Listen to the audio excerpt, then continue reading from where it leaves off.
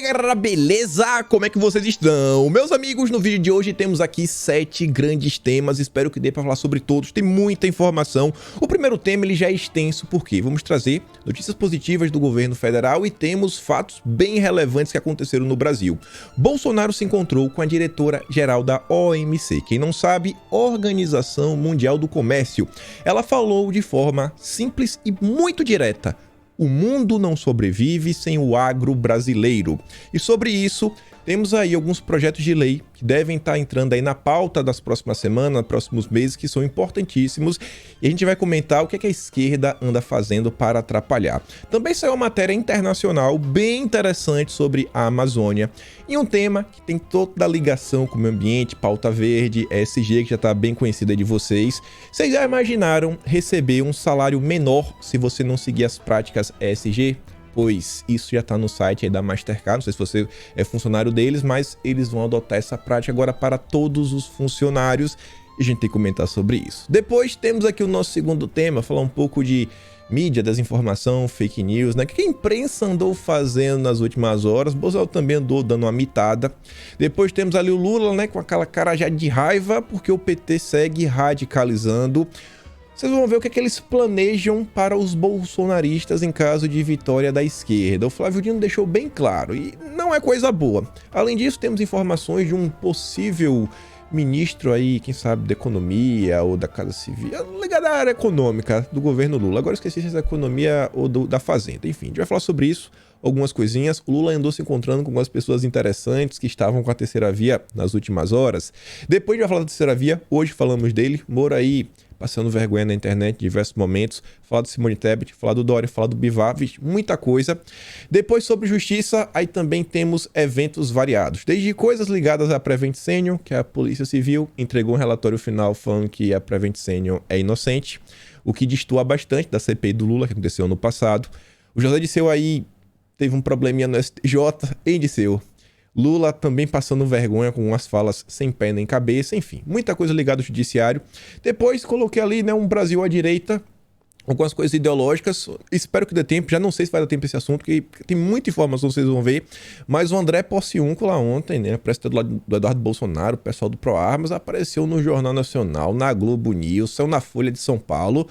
Andou aprontando e temos as coisas ligadas à direita pra gente comentar. E por fim, tá ali, acho que também não vai dar tempo, Bolsonaro, militares, eleições, Lira, PL 2630. Enfim, mas vamos que vamos tentar acelerar.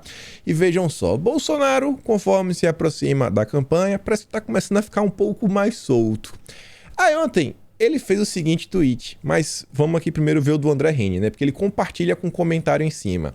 O Henning tenta dar aquela lacrada para falar o seguinte, que a Anitta e Pablo Vittar arrebentando pelo mundo, enquanto isso o bolsonarismo se contorce de inveja e preconceito. Essa turma merece cada segundo de desprezo. Voltarão para o esgoto da história. Aí Bolsonaro xingou, Bolsonaro falou que Bolsonaro, né, com o seu jeitinho de ser, olha aquele final, né? Voltarão para o esgoto da história. Falou em esgoto? Então, esgoto é uma coisa muito importante. Ele fala o seguinte, ó. Falando em esgoto, sancionamos em 2020 o marco do saneamento, que aumentou os investimentos de 4,5 para 50 bilhões por ano e finalmente tornará realidade a universalização do saneamento básico no país, levando esgoto e água tratada a milhões de brasileiros até então abandonados.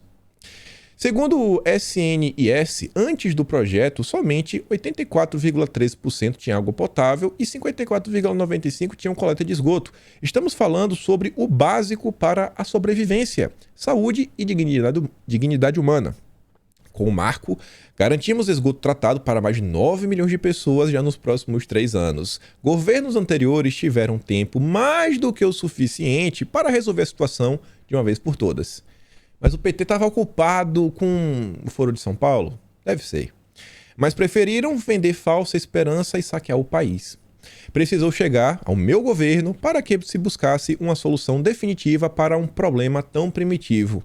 E aqui eu acho que o Bolsonaro foi até bastante humilde, porque não foi apenas apresentado o marco do saneamento. A gente já falou sobre isso diversas vezes.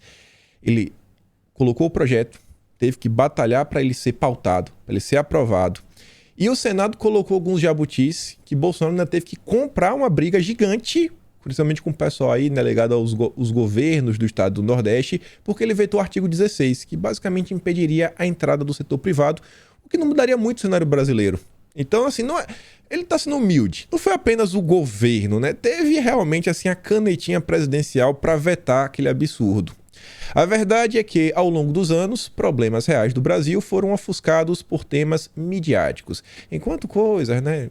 Ele até fala que irrelevantes, outra palavra, como ligagem neutra, se tornaram o centro de discussões, milhões de brasileiros sem acesso à água tratada seguiam abandonados. Começamos a mudar essa realidade. E continuando aqui nesse âmbito, o André Reni deveria estar feliz porque o Brasil está progredindo. Ele bloqueou o Bolsonaro. Ele bloqueou o Bolsonaro. Depois de uma pequena aula. Ai, esses verificadinhos, hein? O que fazer com eles? Aí ontem, o Globo tava puto da vida. Por quê? Corte de impostos? Ruim demais, né? Como assim cortar imposto? Reajuste para servidores? Pacote de bondades em ano eleitoral pode virar bomba fiscal em 2023. Tá reclamando. Aí o Axel fala o seguinte, né? Sua vida não pode melhorar. Para eles, você deve pagar impostos sem fim. Não vai virar, né, um problema fiscal, pois o governo sempre foi consciente com os gastos e os compromissos públicos. O governo Bolsonaro sempre honrou o teto de gastos. Isso daqui tá parecendo aquela matéria seguinte. A gente sabe que o Globo tá torcendo pro Lula. E o Lula já falou que vai ter que fazer de tudo quando chegar lá, sem poupar gastos. Então aqui já o Lula já vai ter uma desculpa para gastar o que quiser. O que tem e o que não tem. Não, eu tô gastando aqui por causa de Bolsonaro. Foi Bolsonaro que me entregou um problema fiscal. Não é culpa minha. Então vamos, esquece o teto de gastos. Esquece o teto de gastos. Essa daqui dá raiva. Mas raiva. Gente, o governo acabou de anunciar bandeira verde. Reservatórios cheios. Não tem mais por que cobrar mais na conta de luz.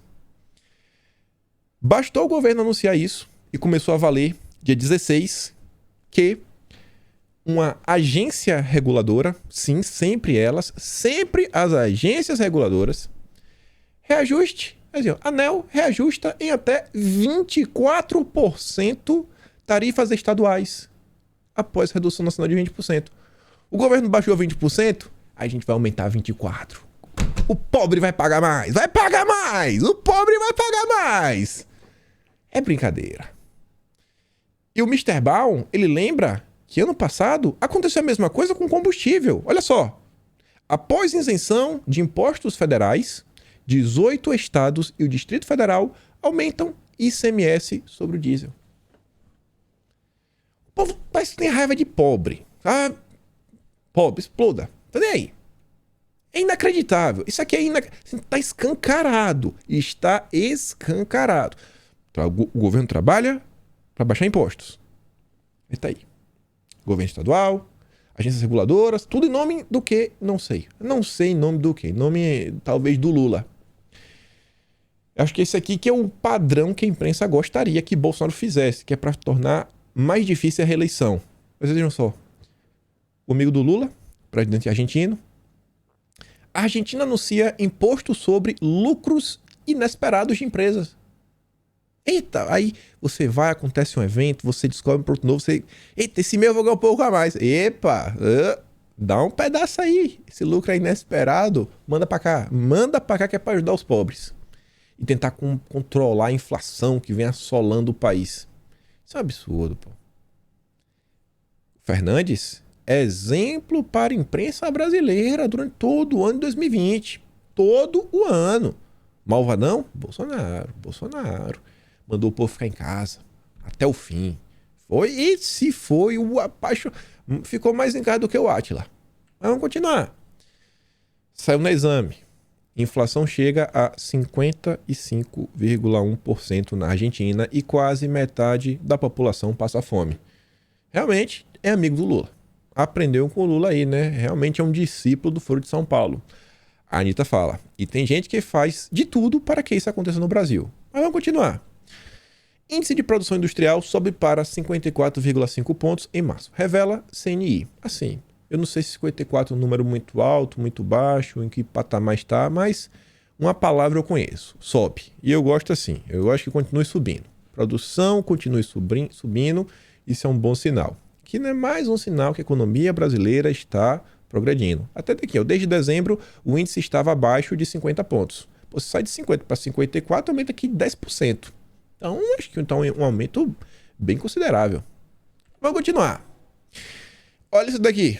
Ministro Paulo Guedes estava certo. Ele falou que o ano de 2022 seria um ano de revisões constantes. O tempo todo iriam revisar as projeções para o Brasil. E sempre projetando para cima, revisando para cima. Que a gente achou que ia crescer 1%, não vai crescer 1%, não, vai crescer 1,5%, vai crescer 2%, vai crescer 3%. Agora foi a vez do FMI. Ó. Projeção do FMI para o Brasil vai na contramão da economia global. Enquanto a instituição cortou previsão do PIB mundial, o PIB mundial caindo, e o Brasil, revisão para cima. De 0,3 para 0,8, aproveitando o ciclo das commodities. Aí já teve matéria depois, não. Por quê? Porque o FMI teve que revisar? Não foi bem assim, aquilo outro, não tem que ver o que está acontecendo. Tem que tentar procurar um jeito para criticar. Na falta, ele não conseguiu colocar aqui um mas, porém, entretanto, todavia, e teve que fazer uma matéria extra para tentar criticar o governo. Mas vamos continuar, porque isso aqui é importante, né? Até leu a questão do agro, as commodities. Já começando a falar dele, MST, sim, bem magrinha. O agro é fome. Nesta jornada nacional de lutas em defesa da reforma agrária, o MST segue na luta e segue denunciando o modelo de produção do agronegócio. O governo Bolsonaro, ele entregou mais de 300 mil títulos de terra. O governo dele sozinho entregou, se eu não me engano, mais do que nos últimos 13 ou foi 16 anos juntos. Acho que quem realmente estava atrás de terra, estava recebendo terra. Eu não sei o que o pessoal do MST quer. O que a gente viu ligado ao MST, que aí eu acho que eles realmente estão bem tristes, né? Foi uma redução assustadora na quantidade de invasões. Porque o homem do campo agora está podendo se defender. Mas olha isso daí. O que estão planejando. Estão mirando no agro. Agro. Se o Lula vencer, aí sim teremos um agro democrático. Um agro pró-Brasil, né? Mas vamos continuar. Olha essa matéria. Como desmatamento pode aumentar a anemia em crianças na Amazônia? Qual a ligação de uma coisa com a outra? Bom, a matéria tem uma explicação. Aí atrás, né? Meu Deus. Como seria a narrativa do desmatamento na força? Abre aspas. Enquanto o pasto avança, no entanto, a possibilidade da carne bovina chegar ao prato dessa população segue sendo remota. Com menos carne disponível, as crianças da região ficam sujeitas à anemia.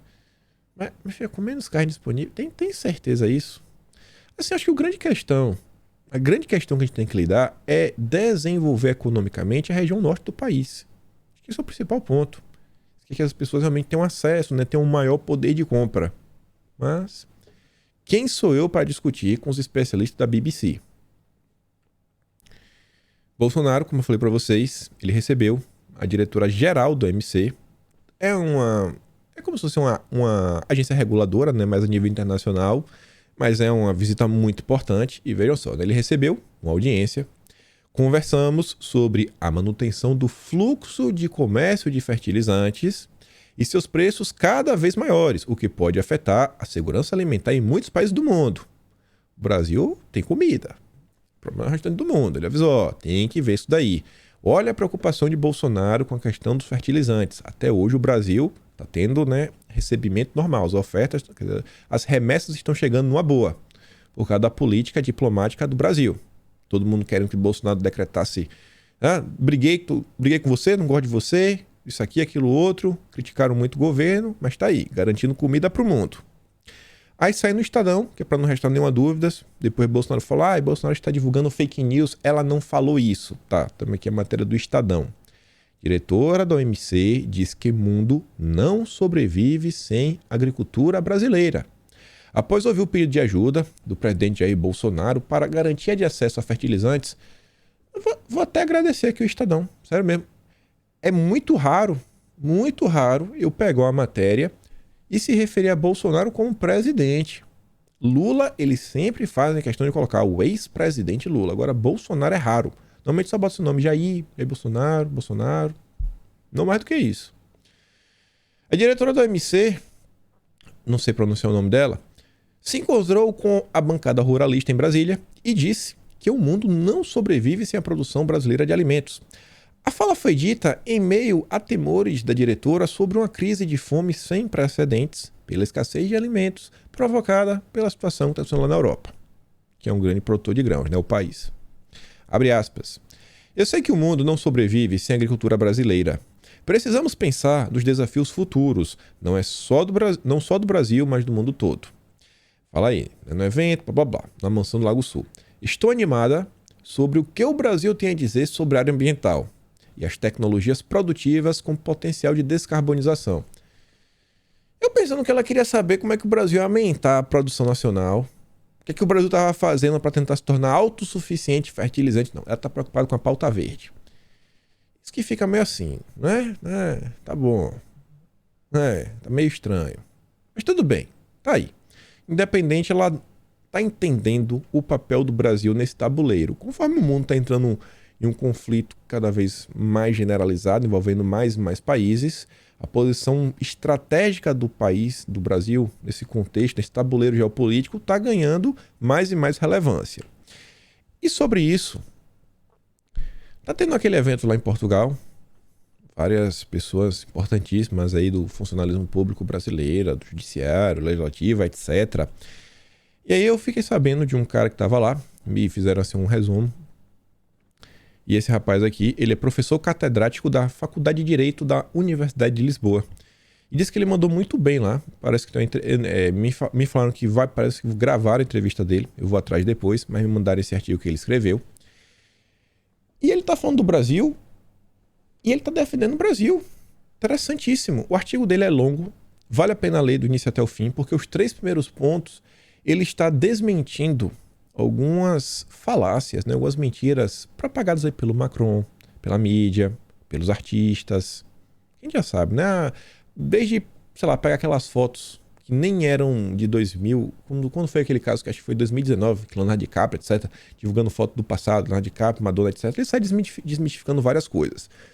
Só que chamou minha atenção, começa no item 4, mas olha só, o nome do artigo, né, é A Internacionalização da Amazônia, uma estratégia neocolonial. Escolher apenas o Brasil como alvo porque alguém elegeu Bolsonaro como inimigo público envolve o uso de 2 pesos e 2 medidas e torna verossímil uma teoria da conspiração. Texto do Carlos Blanco de Moraes. E ele fala o seguinte, ó. Qual o sentido de internacionalizar a Amazônia? Para que isso? A insistência de Macron em internacionalizar a Amazônia na ONU constitui uma tentativa da França e de um conjunto de interesses econômicos sob pretexto de uma emergência ambiental diminuírem a soberania brasileira sobre um território riquíssimo em recursos, a gente sabe, aproveitando a fragilidade econômica legada pelos governos do PT. Vejam só, né? Como duvidar disso daqui? E o interessante é ver a quantidade de notícias que saem diariamente tentando criar uma situação de alarmista, que o Brasil está em uma clara emergência ambiental, uma emergência climática, para reforçar a ideia que sim, alguém tem que tomar conta, porque Bolsonaro não sabe tomar conta da Amazônia brasileira. A estratégia neocolonial de Macron é de limitar o Brasil ao desenvolvimento de apenas 20% do seu território, na base de uma tutela externa sobre a exploração agrícola, mineira, de minerais e áreas indígenas. Aí vem a senhora do MC. Quero aqui olhar o que vocês estão fazendo, etc. A MC também tem braços aí com a ONU. Então, às vezes, vem por aí. Não, a gente vai dar para vocês o adubo, etc. Mas olha só, o Brasil tem que se limitar, né? Não pode crescer demais, tem que preservar aí um pedaço. Vamos analisar. Mas o parágrafo continua, eu cortei. Ora, entre os protagonistas dessa tutela encontra-se uma França que, por coincidência, que é um pretexto para evitar a cólera dos seus agricultores e não assinar o acordo União Europeia-Mercosul, que sabe que os produtos brasileiros, em geral, têm uma qualidade melhor, com um preço mais baixo. 2. Faz fronteira com a Amazônia brasileira, na Guiana Francesa. 3. dispõe desde os anos 80 de mapas sobre reservas minerais e povos indígenas. Quando a gente fez um dossiê sobre a questão dos fertilizantes, mostrava lá o mapa, acho que é Salvitina, que falou na região, já tinha um mapa da década de 80 da França. Sim, já tinha. A França já sabia de tudo, rapaz. Aí você vê, né, os europeus doidos para salvar a Amazônia, os índios. Confia, eles realmente querem salvar os índios. 4. O governo francês criou canais diretos entre a sua diplomacia e um estado, o do Amapá. É impressão minha ou o estado do Amapá é o estado do senador Randolph Rodrigues? É impressão minha ou foi o senador Randolph Rodrigues que recebeu um prêmio do Macron, acho que no ano passado? Se não foi no passado, foi no retrasado. É impressão minha? É impressão minha, o senador Randolph Rodrigues realmente, né, é totalmente oposição ao governo Bolsonaro, às políticas públicas empregadas pelo governo Bolsonaro. É só uma grande coincidência. Só uma grande coincidência. 5º, e envia o seu ministro dos estrangeiros ao Brasil para contatar ONGs e governadores. Não, manda aqui o ministro francês para conversar ali com as ONGs. No contexto desta filantropia ambiental, é provável que durante a próxima Assembleia Geral da ONU e do estranhíssimo Sínodo da Amazônia, convocada pelo Papa Bergoglio, possam ser orquestrados apelos a um boicote a mercadorias.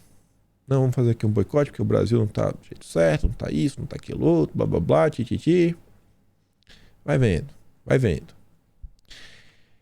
Aí, junto a toda essa questão que tá aí rolando ao meio ambiente, olha como vem sendo exercida uma pressão cada vez maior em pautas ligadas a questões ambientais, questões também sociais, de governança, a gente vem falando bastante do ESG, e sai essa matéria. Não tem muito a ver com a Amazônia, mas para mim tá tudo no mesmo contexto.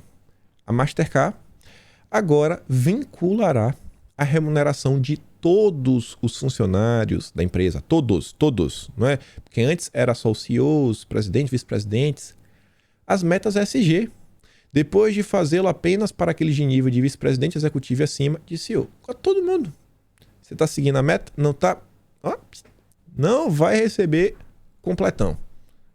Porque o completão é com várias... Tem a bonificação. Não vai receber. Não vai receber. Não vai. Pô, mas... Sei lá. Sou cristão. Aí ele fala o dia do não sei o que lá. Você tem que usar um negócio diferente. Você vai usar? Não vou usar. Então não vai ter o salário inteiro. Não vai receber os bônus. Por quê? Porque você não quis usar. Você quer fazer aquilo que você fez? Não. Então não vai receber. Olha aí. É a Mastercard que está trabalhando em um algoritmo. Eu não sei como são os bancos no Brasil. Aqui, quando você faz as compras, o aplicativo do banco ele já consegue separar assim, ó, supermercado, restaurante, carro, contas. O banco aqui já consegue organizar tudo bonitinho. Eles estão desenvolvendo um aplicativo para saber a sua pegada de carbono. É a Mastercard. Você foi no supermercado, comprou 1 quilo de carne, vai ficar registrado, comprou 1 quilo de carne. E é de uma vaca que bufa, vixe, é bufona a faca. Peida sem parar. Isso aí é problemática. Você foi comprar o 2º quilo, não pode mais. Estourou sua cota. Estourou sua cota de carbono.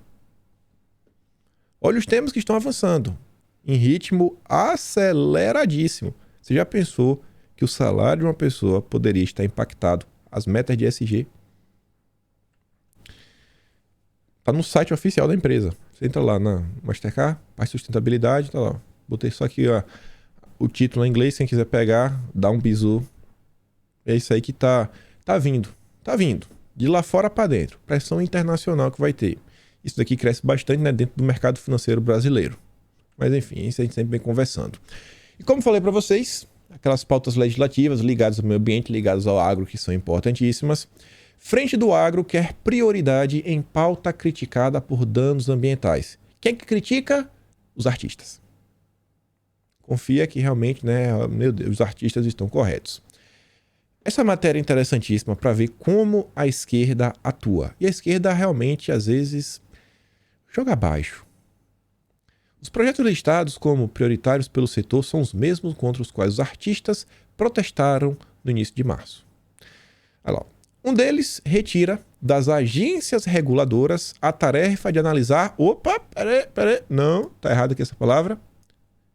Defensivos agrícolas. Defensivos agrícolas. O que esse projeto aqui, na verdade, quer fazer é facilitar o trâmite da aprovação ou não aprovação e também aumentar os prazos das renovações. Porque você hoje libera um produto, daqui a 5 anos tem que fazer de novo, um novo processo para ver se o produto pode, não pode funcionar no Brasil, sim ou se não. Isso daí, meu amigo, é um mercado gigante, porque você tem que mandar para a reguladora aquele datasheet com todas as informações, qual é o produto, qual é a substância química, quais são os prós, quais são os contras, isso aqui, rótulo, blá blá blá, pode, não pode, como é que tem que ser. Todo aquele negócio assim chato de burocracia, espera ter, normalmente envolve advogados, etc. É um mercado que movimenta muito dinheiro, muito dinheiro. Esse mercado é ligado à regulamentação, regulação como um todo. É uma das metas, porque o pessoal quer, cara, fazer que o agro prospere o quanto antes, quanto mais opções, mais coisas para utilizar, melhor. E quando você pega um agricultor, eles falam, os defensivos são as coisas mais caras em uma plantação. Então assim, quanto menos usar, melhor. E se nem precisar usar, melhor ainda.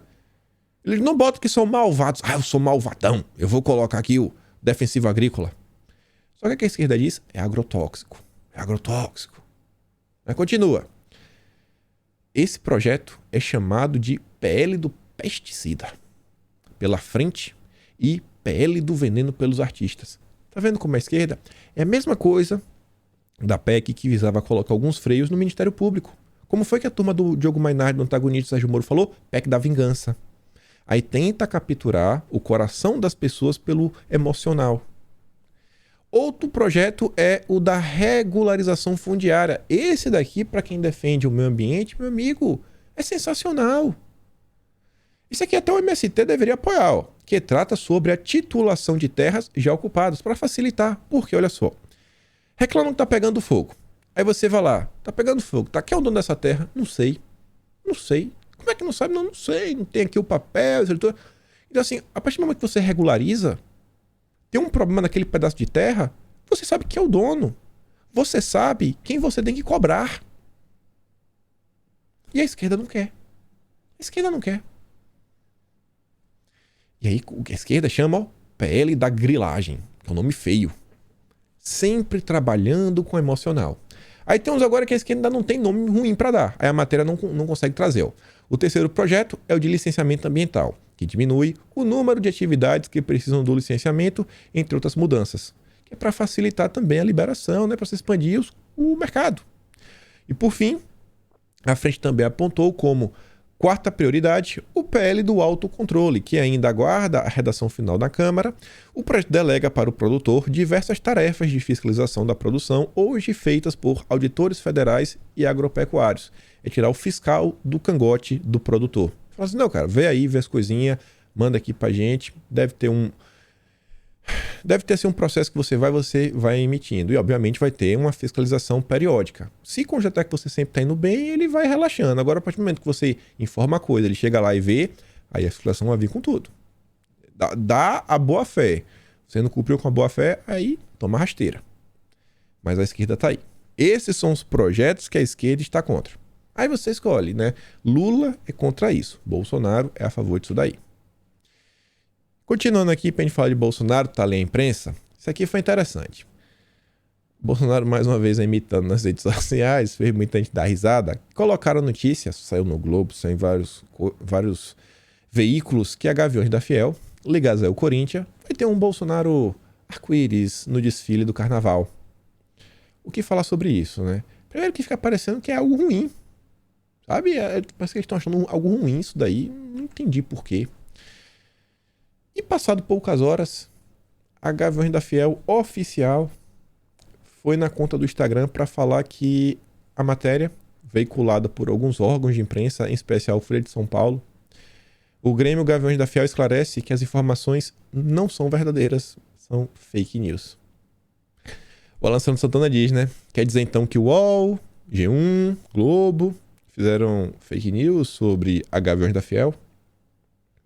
E agora como fica? Eu respondo. Eles vão colocar no máximo assim, erramos. A imprensa não faz fake news, a imprensa erra. Quem faz fake news é apoiador do governo. É muito simples, ainda não entendo como o Alessandro não entendeu. Já estamos quase em maio de 2022. Ainda não entendeu, Alessandro? Tá fácil, tá fácil. E olha só isso daqui. Olha isso daqui. Brasil 247, página petista. Bolsonaro se depara com faixa contra a fome em Cuiabá, capital do Ossinho. Vamos contar. Temos 1, 2, 3, 4, 5. Aqui a gente não tá no. Aqui a gente tá só andando, né? 5, 6, 7, 8. Aqui no meio tem alguma coisa. Vamos considerar que é mais uma pessoa. 9. Se esses dois aqui também estiver apoiando, 10, 11. 11 pessoas. Matéria da esquerda. Será que isso aqui, assim, tá, beleza, teve isso realmente aconteceu. Vamos ver um pequeno relato que Bolsonaro postou lá no Twitter, omitiu a pessoa. A avenida do CPA em Cuiabá tá igual um circo de horrores. Bandeiras do Brasil, membros da Assembleia de Deus com placas, Jesus te ama, e usar drogas é errado. Inúmeros ônibus cheio de crentes chegando para receber Bolsonaro no grande templo em Cuiabá. Vergonha total. Mas aqui temos 11 pessoas. Aí você vai e fala, isso aqui é fake news. Bolsonaro pegou um perfil fake aí, colocou para tentar rebater a matéria do Brasil 247. Eu sei que você pensa assim. Às vezes você é um eleitor do Moro, tá aqui assistindo para procurar algum momento que eu deslizei para me pegar no pulo, mas é que diz, né? Uma imagem vale mais do que 1000 palavras. Aqui é uma pequena imagem, tinha 11 ali. Aqui um pedaço. Se uma imagem vale mais do que 1000 palavras, o que dirá de um vídeo? Porque isso aqui é um vídeo.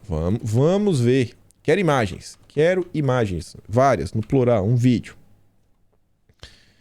Tirar até o som aqui, porque tem uma música de fundo. Não dá pra dar play. Olha só. Tinha 11. Tinha 11 da turma do PT. Tinha 11, viu? Olha lá, Bolsonaro. Tinha 11 do outro lado. Realmente, tinha 11, viu? Lá no PT, 11. Rapaz, agora é Lula no primeiro turno. Se eu fosse Bolsonaro, tinha 11, viu? Eu cuspia no chão e voltava nadando pra Brasília. Me recolher pra minha insignificância. Olha que absurdo. Levantando um quadro aí.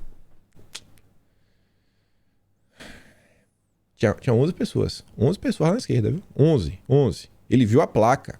Ele tava ensinando aí de carro com essas motos aí. Essa minha motocicleta aí. Tinha 11 pessoas. 11 pessoas da esquerda. O Brasil 247 fez a matéria com as 11 pessoas.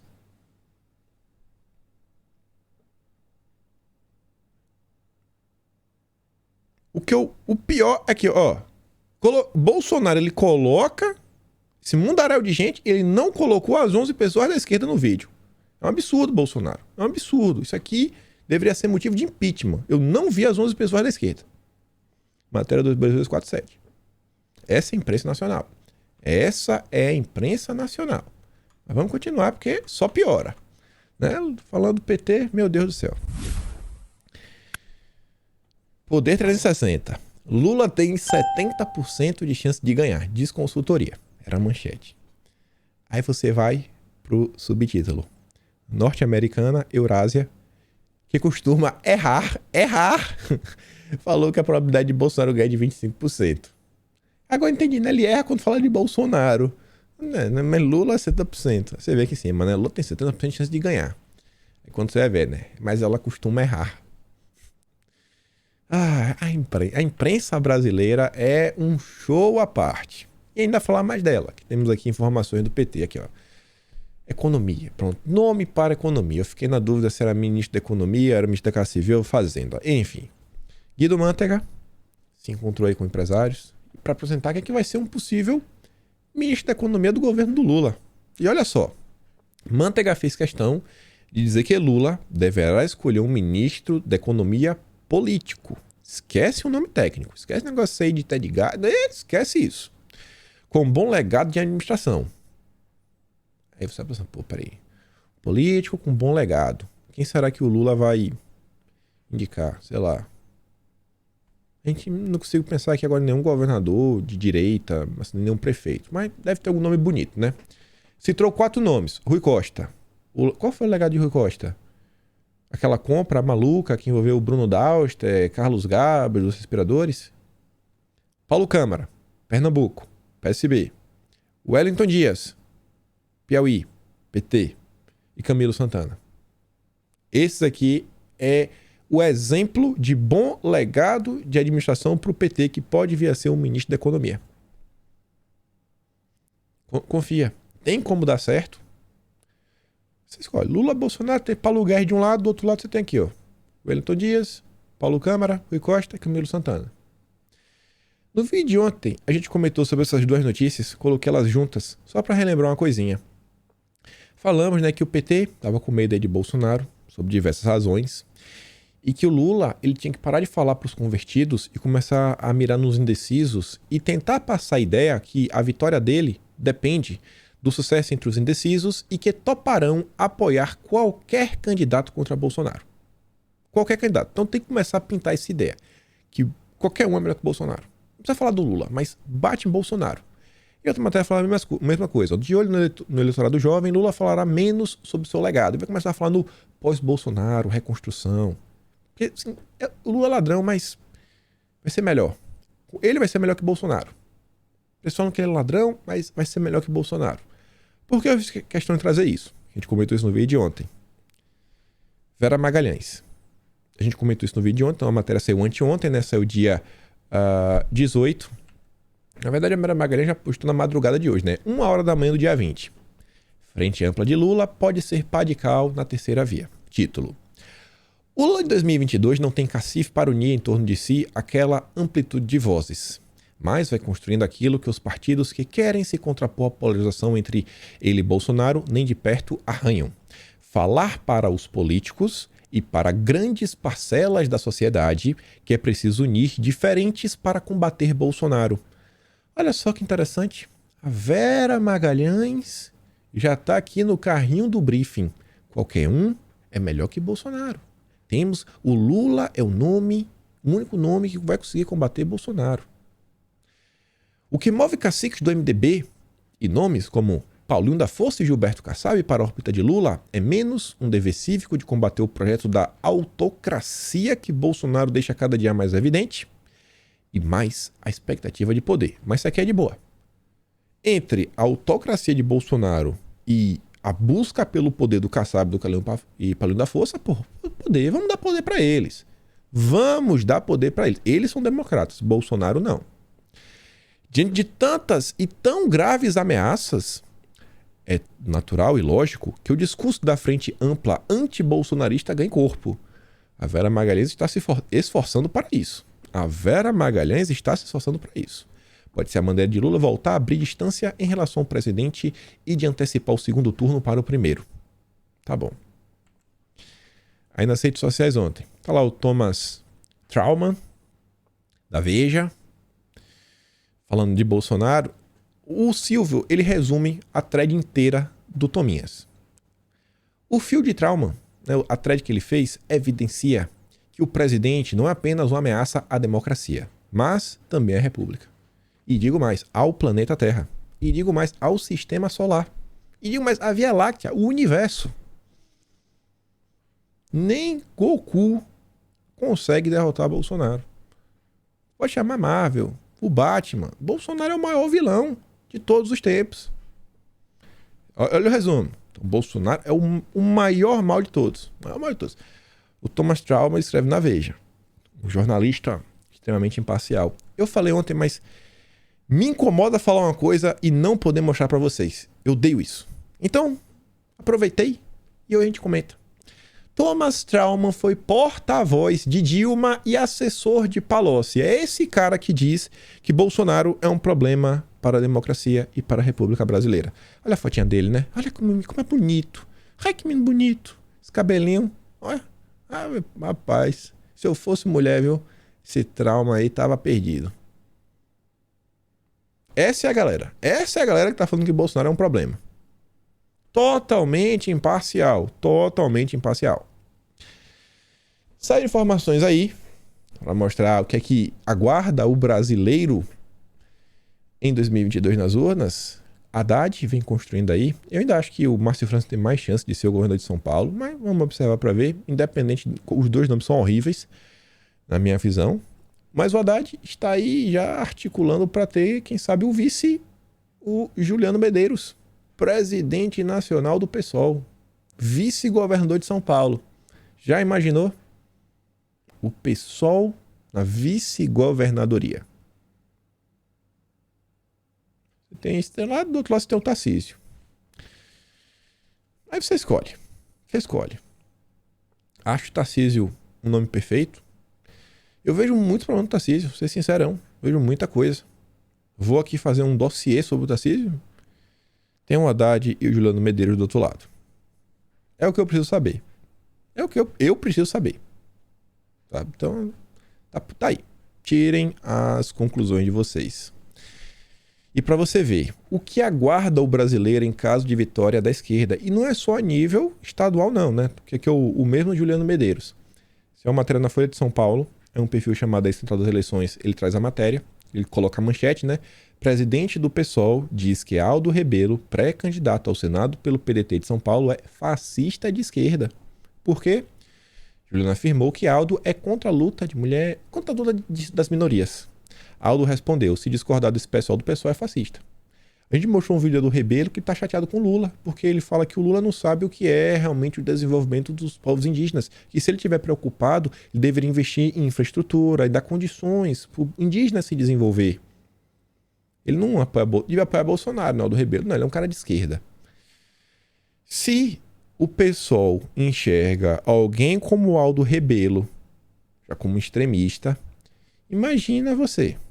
Imagina a vozinha que anda na rua com um terço, sabe? Com um terço não, um crucifixo no peito. Imagine.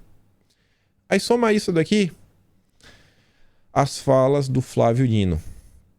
O Leandro Ruja traz aqui uma matéria da Carta Capital, não sei como é que ele tem estômago para ler. Vez ou outra até acabo lendo, mas quando tu pesquisando alguma coisa muito específica, aí eu falo assim, acabo que bati aqui. Mas enfim. O comunista Flávio Dino afirma que é necessário exorcizar o bolsonarismo. Ele defende o uso das mesmas técnicas que os companheiros Stalin, Mao, Maduro para fazer o exorcismo? Tribunais de exceção, prisão de oponente, censura. O que o Flávio Dino defende? Porque ele fala o seguinte, ó.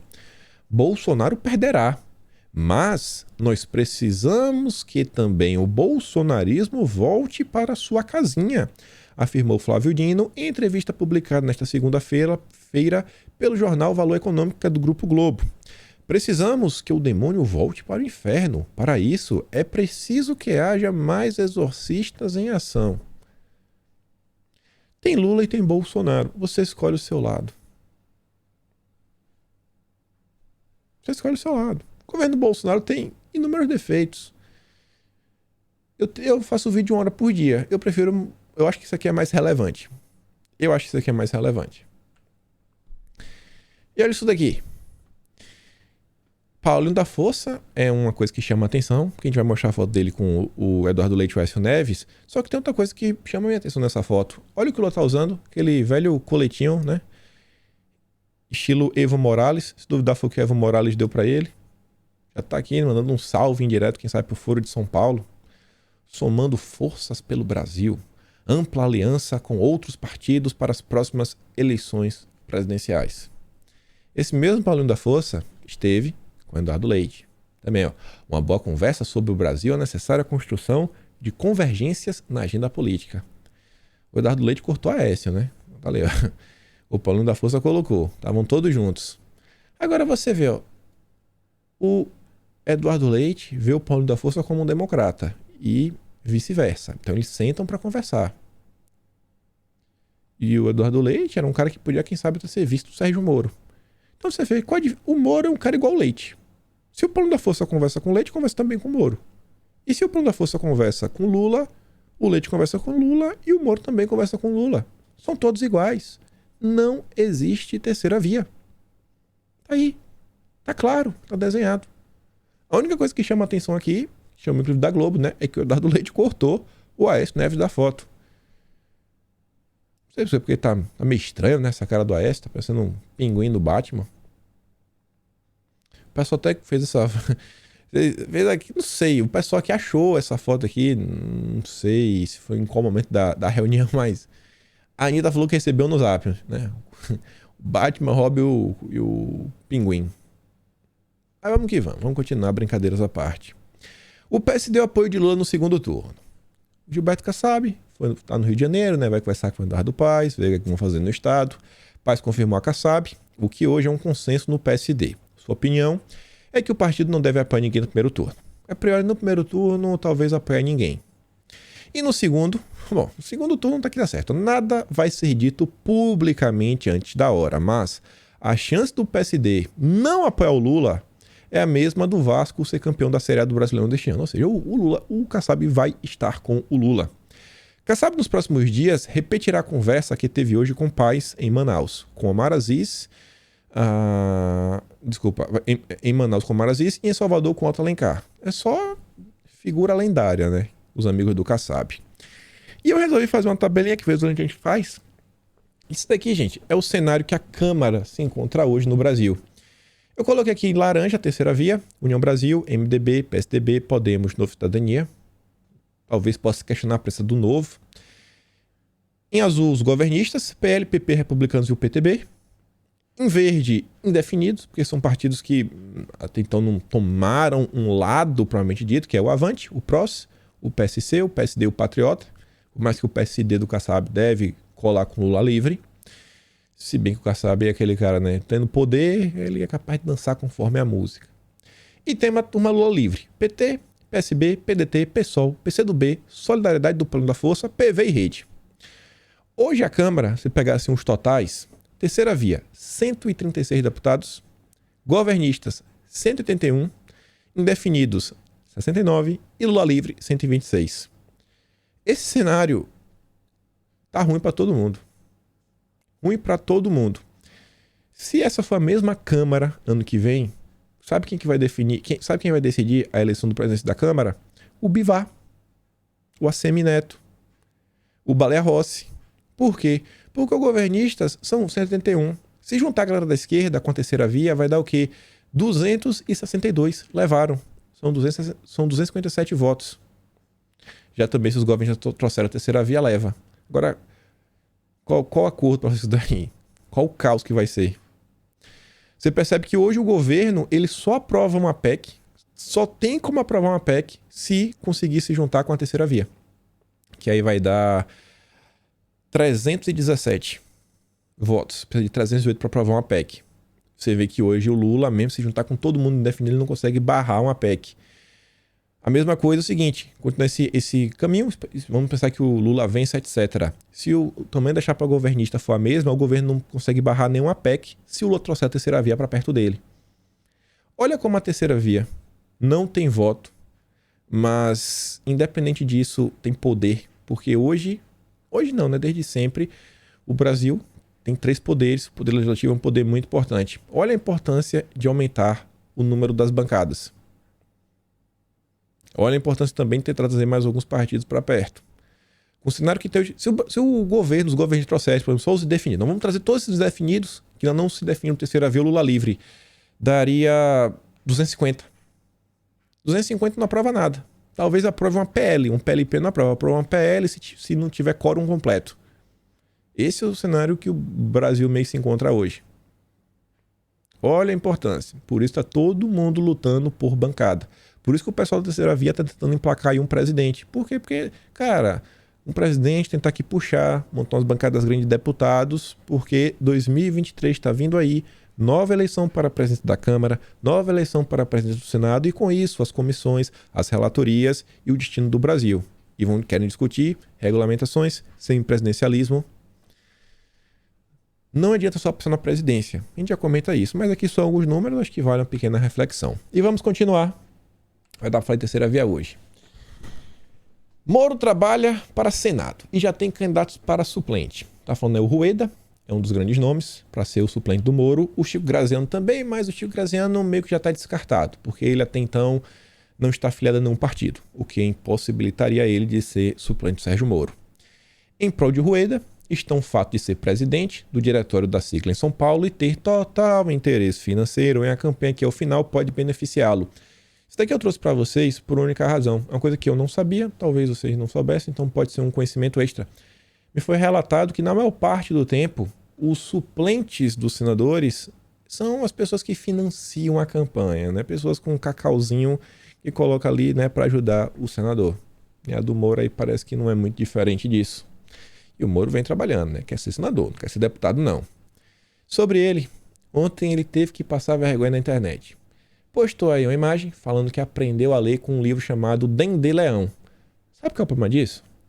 A primeira vez que esse livro foi publicado em português foi em 1995, um ano antes do Moro ser aprovado no concurso de juiz. Moro é o maior exemplo de superação. Em um ano, ele aprendeu a ler e virou juiz. É sensacional esse senhor. Sensacional. Tá até meio cheinho aqui, né? O peitoral do Moro tá meio cheinho. Tá... Essa foto não tá muito boa não, viu, Moro?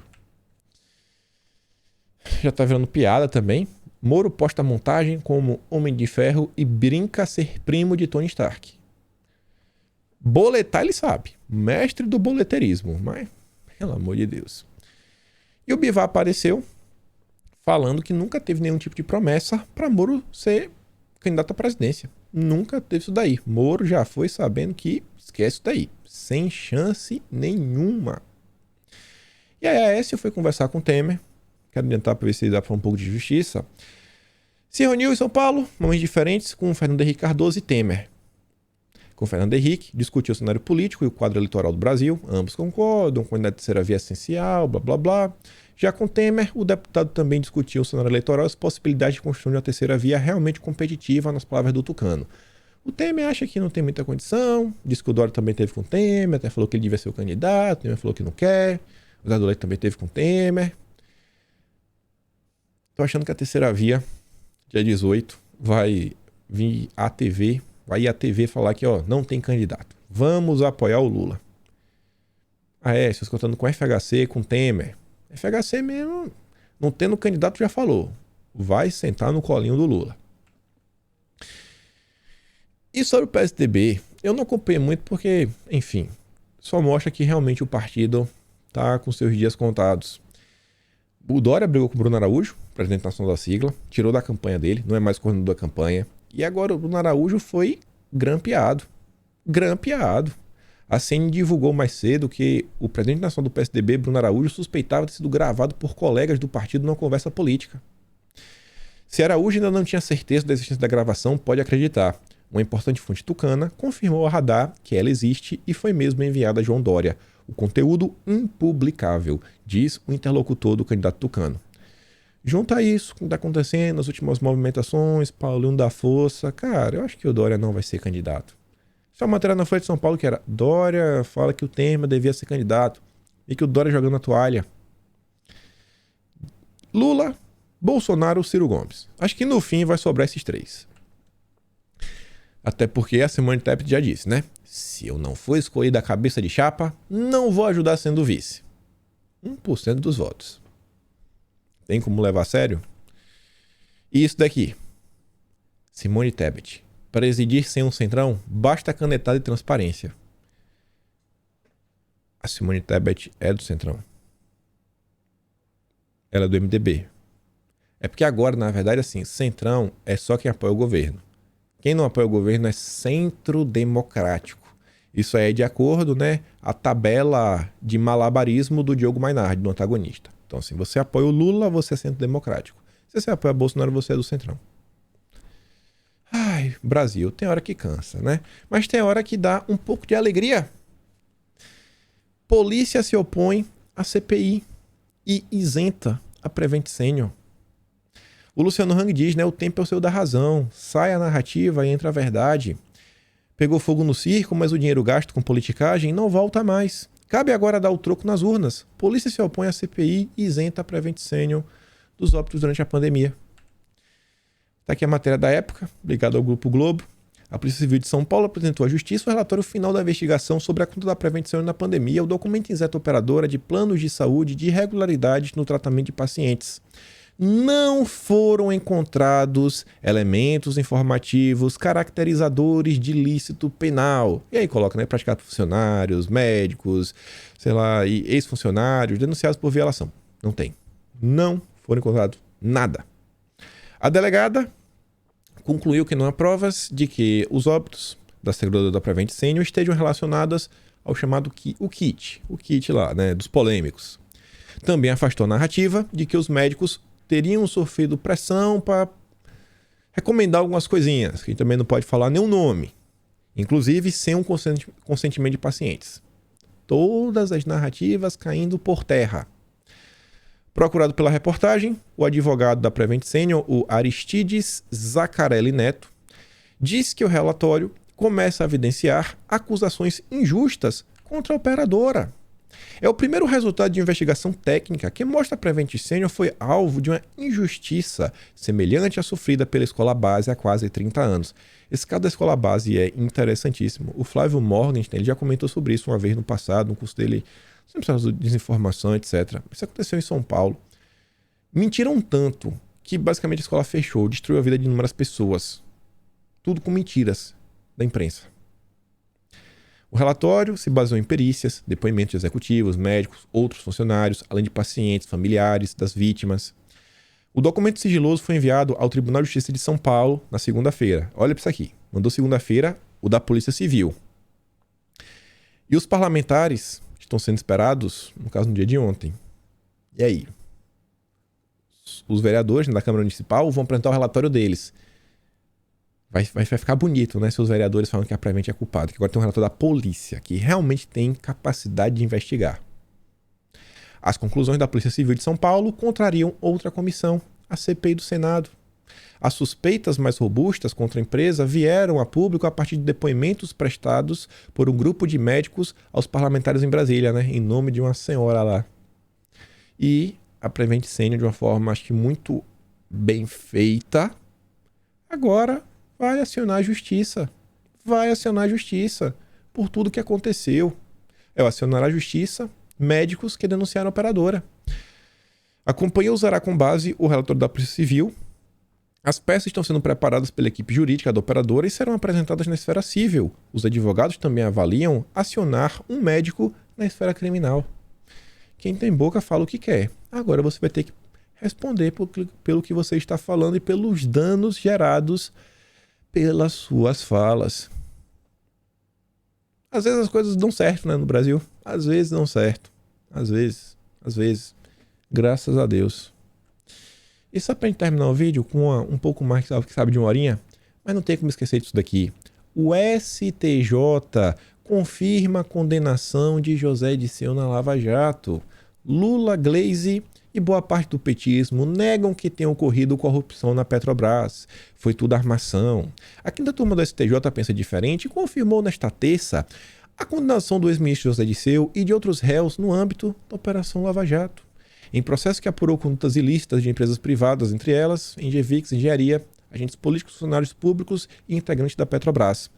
De acordo com o MP, José Dirceu teria utilizado sua influência política para indicar e manter pessoas na Petrobras, recebendo em troca, valores indevidos sobre contratos celebrados entre a estatal e a Engevix.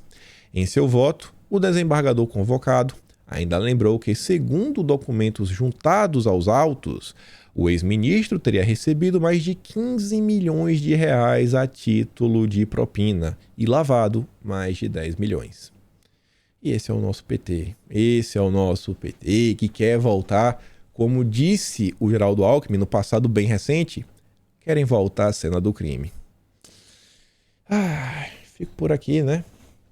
Até fiquei sabendo ontem que um cara aí que até do passado já defendi bastante, me xingou, aquele xingamento que xinga a sua mãe, acho que sem saber sequer do que está acontecendo, sem sequer parar para tentar entender o que vem acontecendo há 17 meses, eu poderia falar desde novembro de 2020, mas Beleza, né? Rolou isso daí, me mandaram uns vídeos ontem, fico olhando assim. Inclusive, sigo às vezes meu caminho um pouco mais, né? Meu caminho aqui, trazendo um conteúdo outro aqui, tia do Zap nos vídeos e vida que segue. Não fico fazendo lives nem nada. Mas, se gosta do meu trabalho, compartilha esse vídeo. Não vai cair o teu dedinho. Clica lá no botão de compartilhar, a parte mais importante. E aí, se quiser, tiver qualquer interesse, pode me apoiar se tornando membro do canal, me apoiar pelo Patreon e se inscreve nas minhas redes. Estão todos aqui no link na descrição e a gente se vê amanhã. Fui, meus amigos.